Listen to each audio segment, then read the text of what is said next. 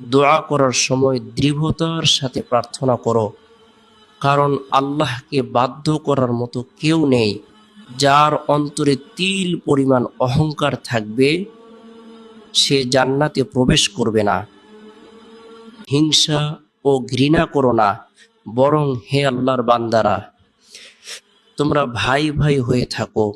মানুষের মধ্যে সেই সর্বোত্তম যে মানুষের জন্য সবচেয়ে বেশি উপকারী। যে আল্লাহর কসম, সে মুমিন নয়। যার অনিষ্ট থেকে তার প্রতিবেশী নিরাপদ থাকে না, সে মুমিন নয়। যদি থাকবেন, চগলখোর ব্যক্তি জান্নাতে প্রবেশ করবে না। এতে যে ব্যক্তি আল্লাহ ও পরকালে বিশ্বাস রাখে সে যেন ভালো কথা বলে অথবা নীরব থাকে। অন্তের যোগে সৎকা করলে সম্পদের ঘাটতি হয় না। আর যে ব্যক্তি ক্ষমা করে আল্লাহ তার মর্যাদা বৃদ্ধি করে দেন। আল্লাহ ওই বান্দাকে ভালোবাসেন যে পরহেজগার, অল্পে তুষ্ট এবং লোকচক্ষুর অন্তরালে থাকে।